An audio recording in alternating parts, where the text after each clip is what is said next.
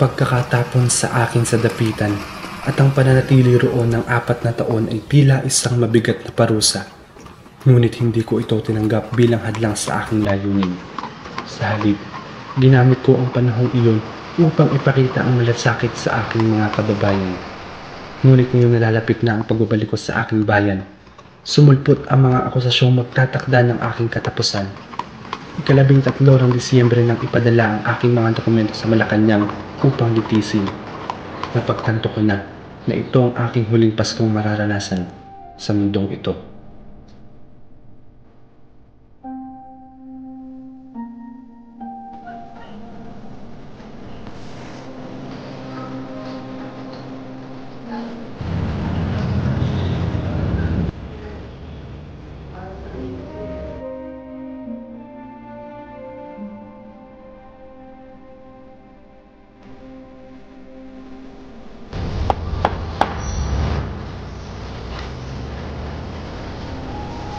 Gobernador.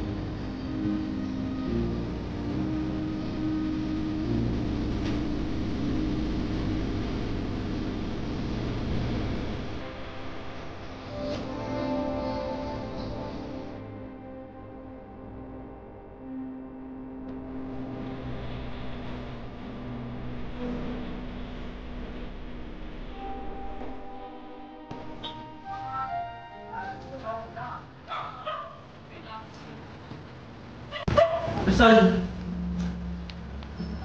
may masamang balita. Nagdaan ni Paul Vieja ang iyong sentensya. Ikaw, kaya hatulan ng kamatayan ika-30 ng Disyembre. Marahil, ito nakakapakasi ko.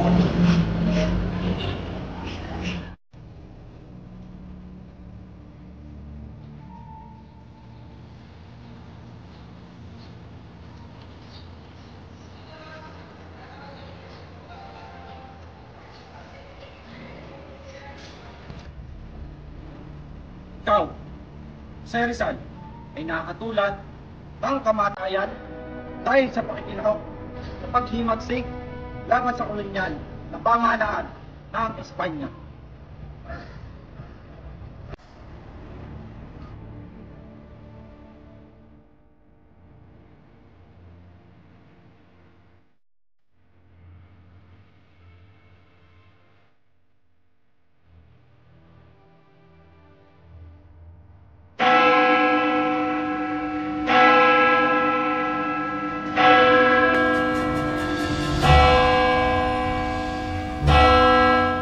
Bagamat hindi ko masisilayan ang bukas na matagal kong inasam para sa Pilipinas, naway makamit ng bayan ang kalayaang labis kong hinangad.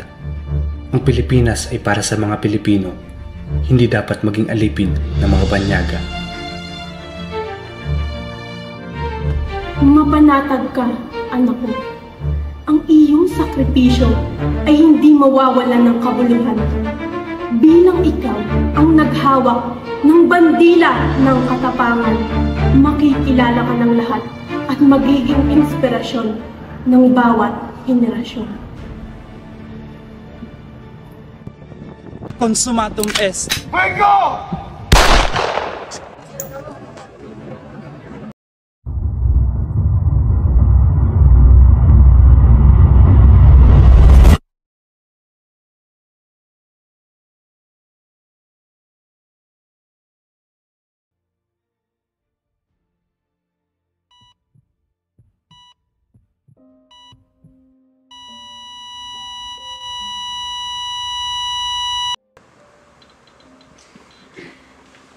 Pero hanggang kailan siya dito? Ano naman talaga ng tao na to? Di ka talaga nag-iisip eh, no? Kita mo namang delikado pa para sa kanya, susunod na siyang malabas dito.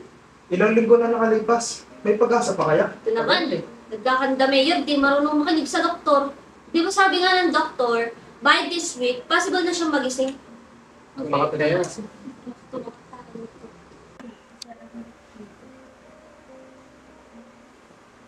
Nasaan ako? Ano nangyari? Oh, Carlos, gising ka na. Kamusta pa karamdam mo? Grabe, nakakausap agad tayo. Huwag mo na kayo maingay, baka nahihilo pa siya. Sino kayo? Carlos, kaibigan mo kami. Matagal mo na kami kaibigan. Matagal? Oo, Carlos. Noong 2012 pa. 2012. Anong taon na ngayon? 2024 na, Carlos. 2024? Last December ka na ako, Carlos. Ngayon ka lang nagising, January na ngayon. Imposible. Siya. Kailangan ko bang tumawag ng doktor? Sure ka ba? Eh, paano kung kumalat yung balita na gising na siya? Tama, baka ano pang gawin nila. Hindi, akong bahala. Lalabas muna ako. Sabi.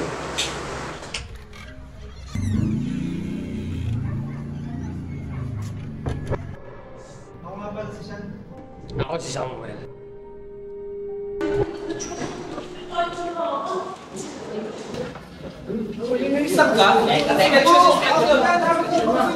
Uy! Nandito ka na bag naman eh! Bakit may tinatago ka? Uy! Akin ang bag ko! Uy! Akin yan! Akin yan! Uy! Bag ko yan! Uy! Akin yan! Akin na nga yan! Tigilan na yan. Kayo? Ang pangit yun na nga, nangguguli pa kayo. Oo, say, dahil dito. Competition, ako na bala dito. Ang tapang-tapang mo yun eh. Ang pait-pait mo naman, pat-pat. Sam, tulungan mo nga ako dito! Son! Nasa bakit ka sa ko eh? May ano nga rin sa akin. Tingnan nyo nga naman, napakalilit na ng utak nyo, nangguguli pa kayo. Pag sila, isang punta kayo bumalik ka. Siya! Oo, kasi sabi nun, di ba? Upo ka mali dito. Salamat sa inyo ah. Pwede ba ako makipagkaibigan? Hindi. Wala kaming idea stranger. Ito naman talaga, baliw ka. Hindi, okay lang siya. Ang ibig lang nila sabihin, ay makipagkilala ko muna sa kanila. Ako nga pala si Sean. Ako si Samuel. Ako naman si Clyde. At ako naman si Carlos.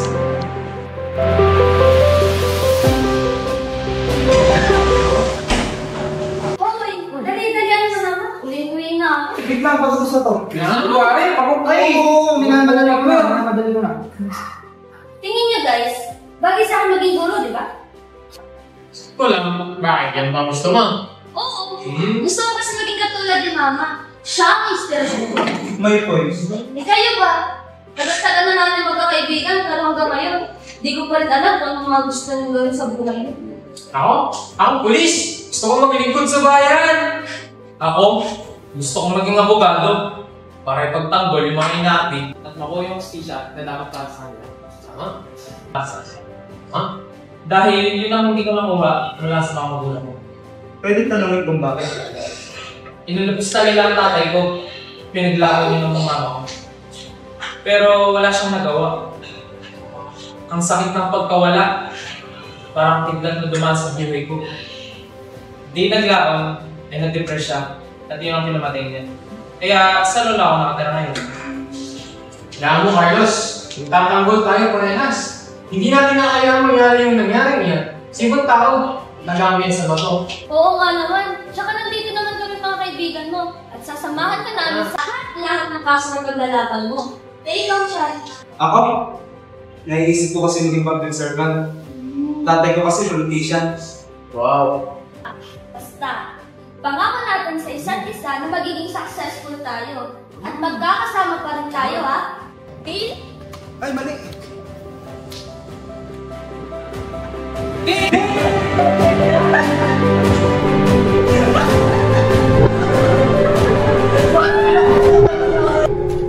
Masamang balita.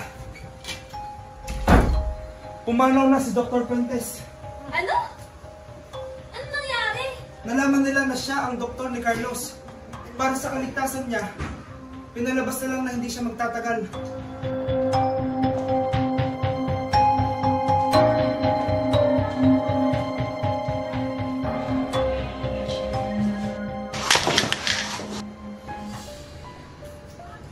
Pero kung wala na si Doktor, malamang malalakit niya lang location natin. Hayaan nyo, ako na lang nagawa ng paraan. Lilipat tayo ng lugar, patawag ako ng tulong. Sinong Dr. Fuentes yung... Ano nangyari? Siya ang doktor ng Carlos. Ginagawa na ang lahat para mag-isip ka.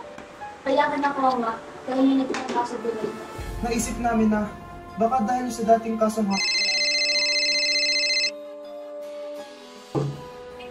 Attorney Carlos, kailangan ko ang tulong mo. Ang ama ko.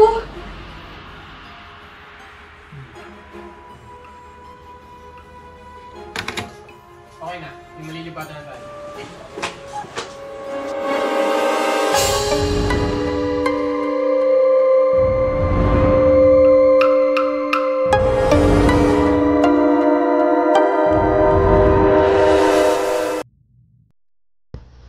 Mabuti na yun nandito ka, Carlos. Yes. Dito, mababantayan ka na siya. Hindi mo pa rin naaalala. Kaibigan ko kami. Ako, isa na akong galit na guro ngayon. Si Sam naman, isa na akong is. At yan, si Sean. Sumunod yan sa lapak ng kanyang ama. Isa na siyang politiko. At isa na siyang mayor sa kanila. Isa ba talaga akong dalubhasang abogado? Alam mo, Carlos, hindi ka lang isang dalubhasang abogado.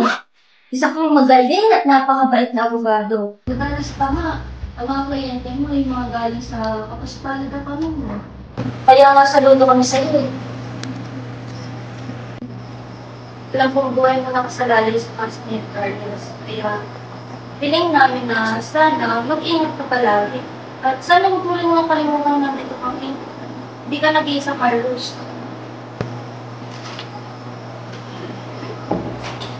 Fly, baka na ka bukas yan. Sige, sandali lang ha.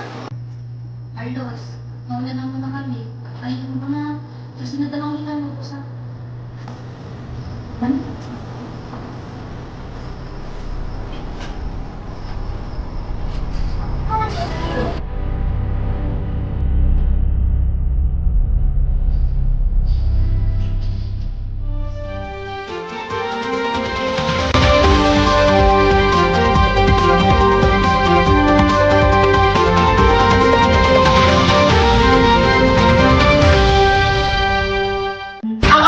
Laban kay Gobernador Hector Monteverde ay tumuloy na dismiss dahil sa kakulangan ng ebidensya ang mga biktima na si Cristiano Clara.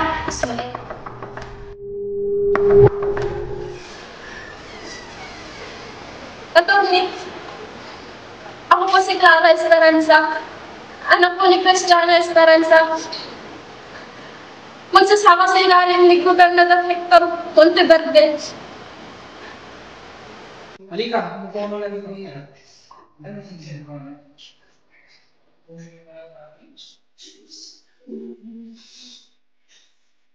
Tatay ko, napakabuting tao.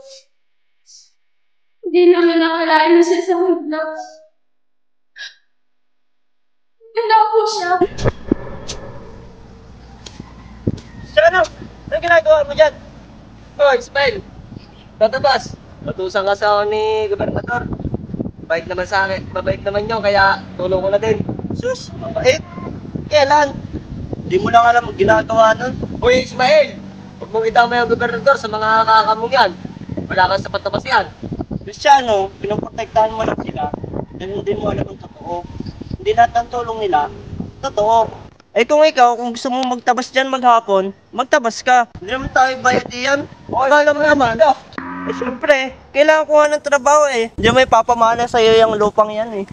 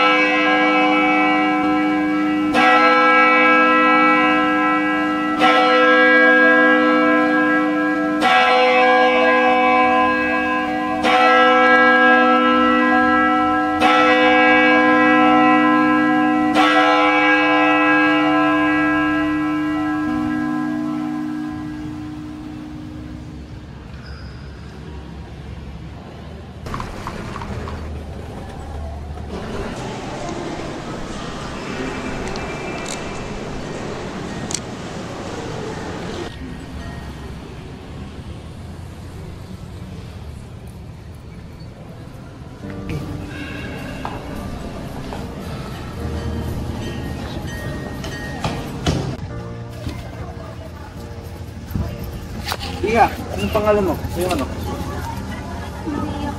Maria, napakaganda pangalan. Anong ginagawa ba dito? Nasaan ang pamilya mo? Wala na po akong pamilya, mag-isa na lang po. Naku, kawawa ka naman. Ang isang batang tulad mo hindi dapat nahihirapan at nagugutom. Bigyan mo nga ng pagkain si Maria.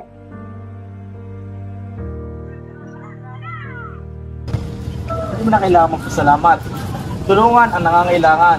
Yun ang tungkulin ko. Pero hindi sapat ang pagkain lang. Ayaw mo ba ng matitirahan? Kung saan ligtas ka, may matutuluyan kang bagong buhay?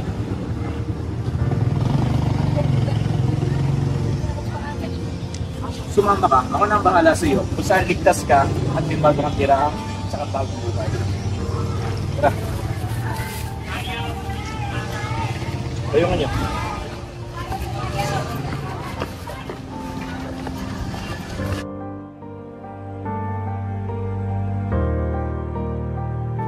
Oh, Julio, kumusta ang ating mga lupain? Ating mga tauhan? Ayos naman po, Gobernador. Pero alam nang gagawin mo ha, pagka yung magsasaka natin, kagilid. Ano na? Sige po, Gobernador. Oh, Julia! Kumusta ka? Nasa si Maria? Naku, ito po, Gobernador. Gobernador, ito lang din po ang naipasuot ko sa kanya. Alam niyo naman, ganito ang mga damitan ko. At saka, ito lang din po ang kasya sa kanya. Sige na, okay lang yan. Oh, Maria, simula ngayon dito ako na nakatira. Kung ano man ang kailangan mo, nandito ako para sa iyo. Salamat po, Gobernador. Ito lang ka naman. Pero hindi sapat ang salamat lang. Pero ngayong dito ako na nakatira, susunod tayo sa ibang patakaran. Okay? Gets mo? O siya, makiat ka na. Bukas magsisimula ng iyong bagong buhay. Julia, iakit mo na siya sa taas at siguraduhin mong maayos ang kanyang kalagayan at makakumpay ka na. O siya, sige na. Sige na.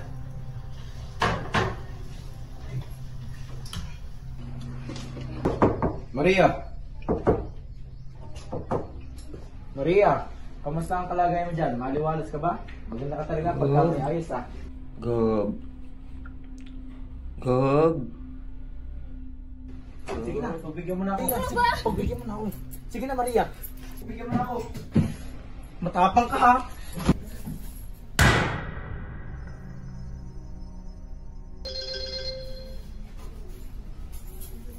Julio! May lalabas dyan! Sundan mo!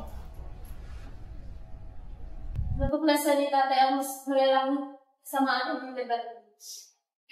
Ginagamit niya ang ganyan yaman at impluway siya para sa isang masuklang-suklang na gawain. At nang nalaman ito ng gobernador,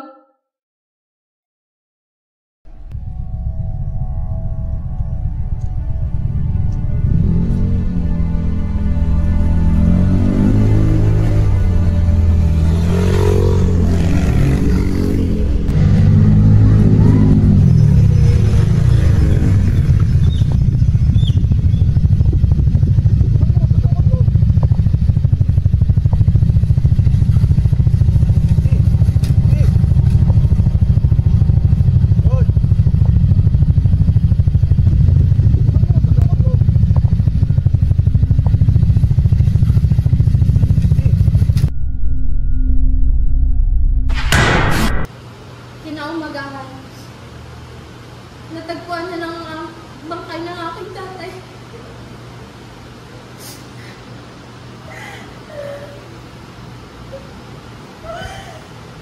Nais ko pong labanan si Puti Verde. Ngunit mahirap na po.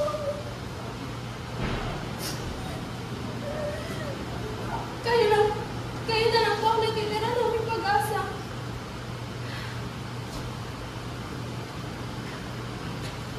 Lara, mahirap man ang laban na ito. Pero hindi kita iiwan. Tandaan mo yan.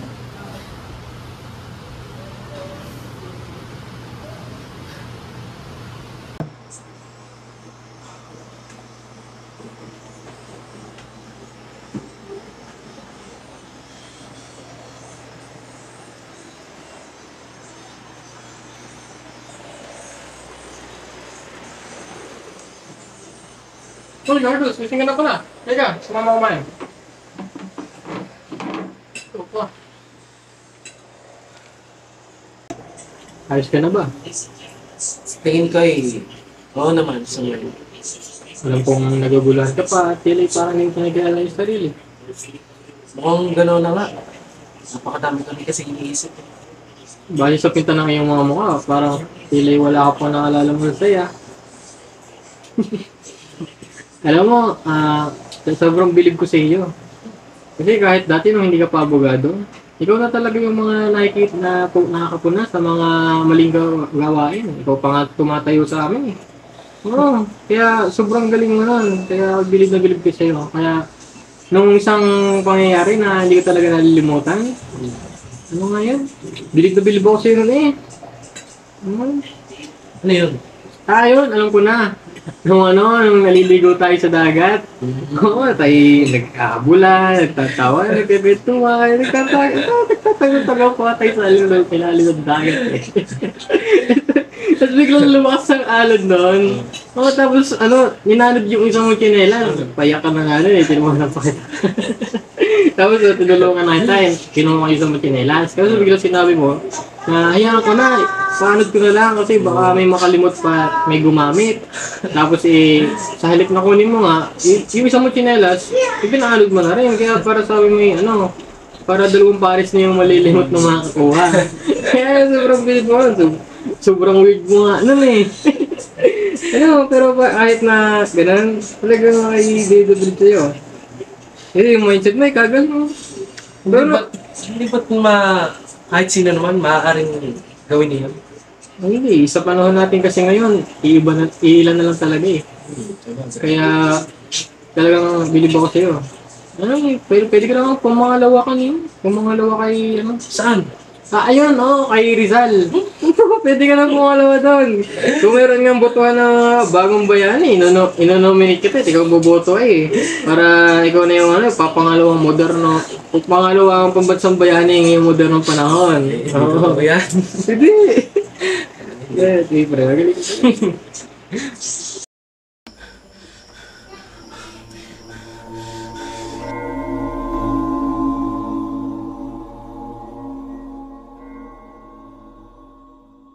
May mga impormasyon ba na makakatulong sa kaso? Wala pa rin hanggang ngayon, attorney. Masyadong malinis ang record ni Governor Monteverde. Kausap na ba yung mga dating nagtatrabaho sa kanya? Nakuha na namin ang pangalan nila. Pero sa lokasyon nila tayo may tulong, attorney. Sapagkat di pa rin namin sila nag-trace. Okay, tawag mo na lang ulit ako. Update mo na lang ulit. Sige.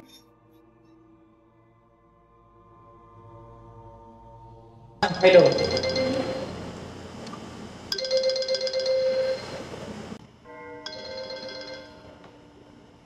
Hello.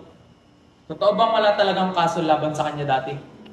Attorney, basta sa mga natanong namin, napakabait daw talaga ni Gobernador. Maraming tinutulungan. Lalo na mga mahihirap. Kilala rin siya bilang napaka-relihiyosong tao. Sige, tawagan ka lang ulit na lang.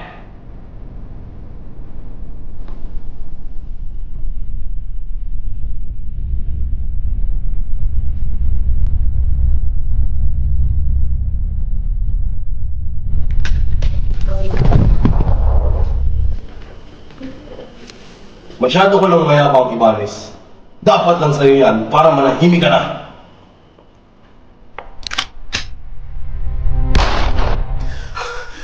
Hindi nakarapat naman na ilang kasamaan ka sa rin ng mga nasa kapangyarihan. Ang mga nasa rin ay hindi dapat magmistulang alipin ng mga taong naabusto ang kanilang posisyon. Kaya hindi dapat basta rin ng mga taong nasa umaharap ng pakas at lumalaban sa kanila.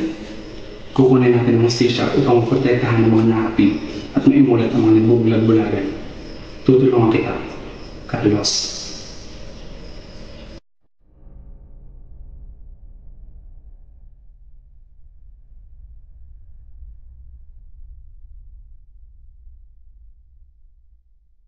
Carlos, dinala ka namin sa ospital dahil nawalan ka ng mara kagabi. Mabuti magising ka na. Huwag kang mag-alala, Carlos, dahil ginawa na namin ang lahat ng paraan para doon nila malaman na dinala ka namin dito sa hospital. Napakalalim din ang iyong iniisip. Marahil, naalala mo na mga naganap. Ano ba talaga nangyari bago ka nagkaganyan? Carlos, matagal ka na rin talaga namin gusto tanongin kung anong nangyari. Pero, ayaw naman namin pilitin ka. Iniisip ko lang, ano ba naging kaibigan mo kami, di ba? Hindi ka rin naman pala magkikwento sa amin. Hindi ko kayo masisisi kung gusto nyo na lumayo. Ang kaso, masyadong napakadelikado. Carlos naman, konti lang tukay mo yung laban mo para sa station. Nandito kami. Di ka namin iiwan. Lagi ka namin sasamahan.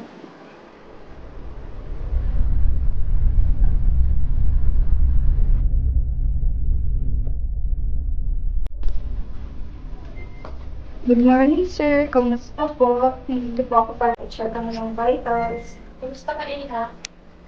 Pagaling ka na. Kailangan ka pa ng bayan. Katulad nga ng sabi niya sa Rizal, ang kabataan ng pag-asa ng bayan. Ano ba, sir? Si Rizal din dati. Hindi sumuko sa laban. Kahit na alam niya malakas ang mga kalaban niya. Pero nanatili siyang matatag.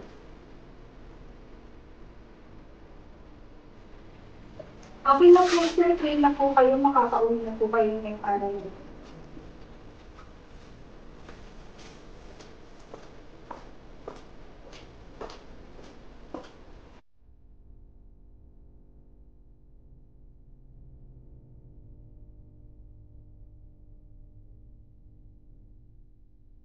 Ang katotohanan ay laging mananaig, kahit gaano kahirap ang daan patungo rito. Kung nagawa ni Rizal na maipaglaban ng tama gamit ang kanyang lakas ng loob, bakit hindi ko rin magagawa ngayon? Nasaan ang mga gamit ko?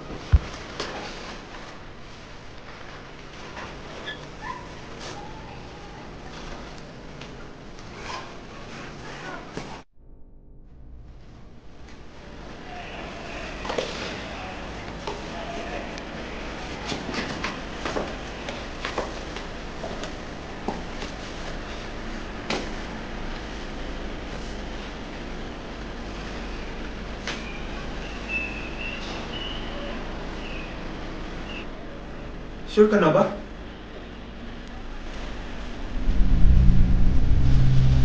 Oras na para tapusin ang laban.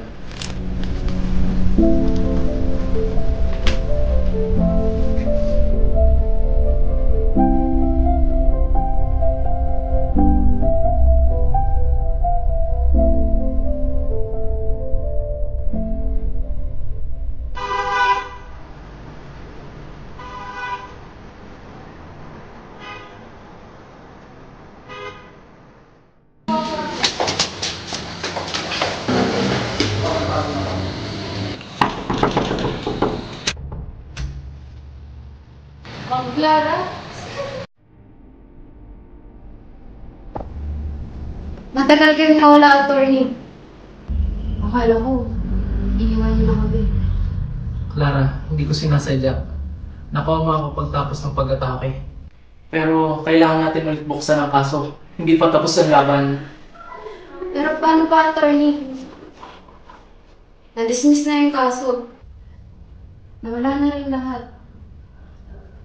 Lahat ng abogadong nilapitan ko, tumanggi. Nasabi nila na mas malaki daw ang kalaban. Pero nandito pa rin ako, Clara. At magkasama tayong babawiin hustisya para sa tatay mo.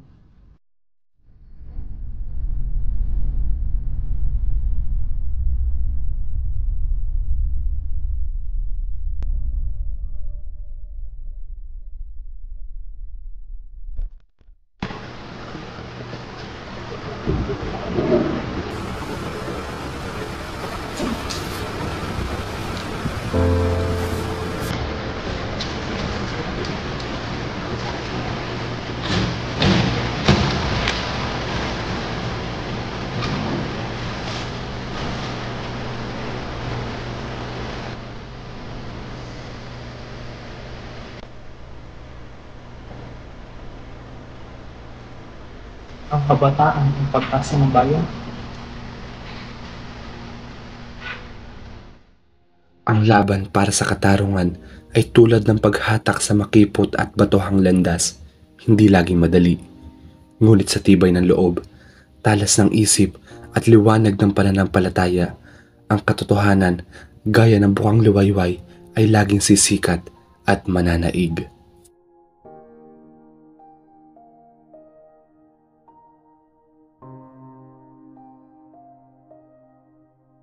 Kung nagawa niya yung labanan ang isang buong sistema, kaya ka rin.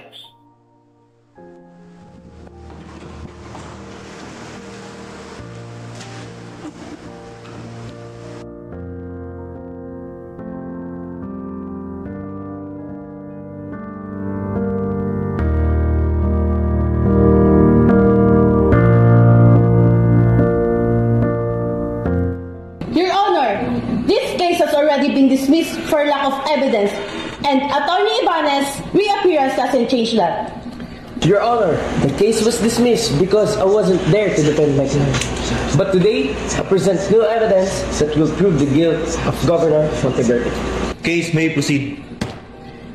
Mr. Salazar, sabihin mo ang mga nalalaman mo.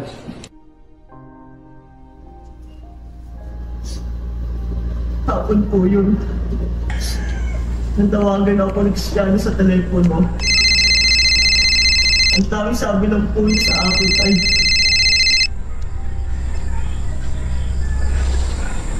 anong nangyari? Puntahan mo ako dito sa may masasabihin ako. Tungkol saan? Tama ka. Samang tao nga ang gobernador. Nakita ng dalawang mata ko ang mga kasamaang ginagawa niya. Ismael, tulungan mo ko. Tulungan. Cristiano!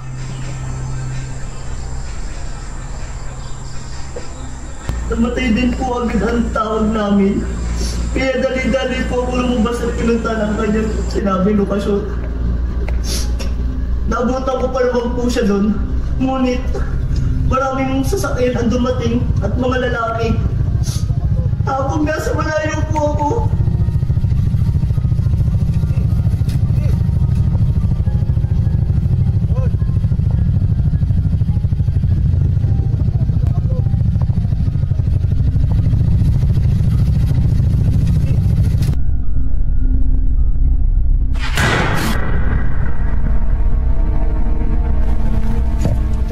kita ko po kung paano pahirapan at patayin ang aking kaibigan.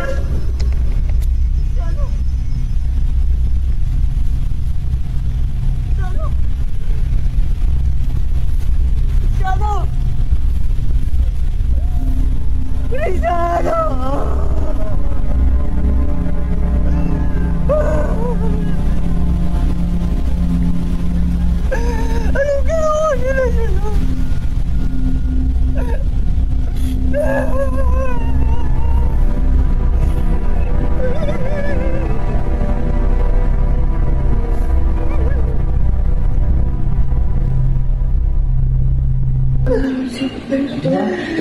Hindi ko po nagawa tumulong dahil sa takot ko na po.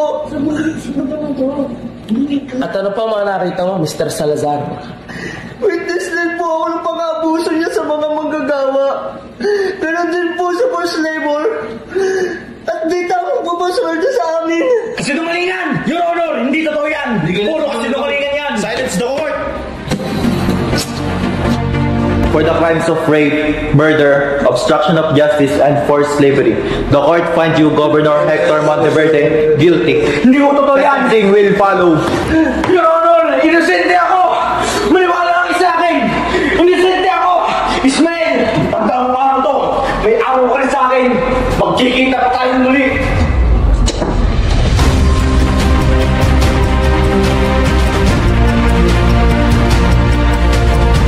Salamat, attorney! Para to sa tatay ko. At para to sa mga naging biktima niya.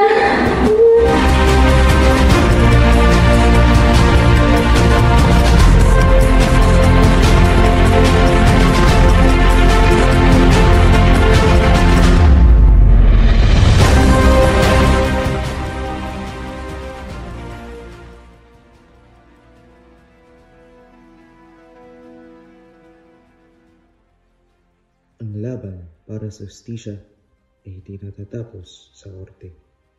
Tuloy-tuloy ito sa bawat kwento.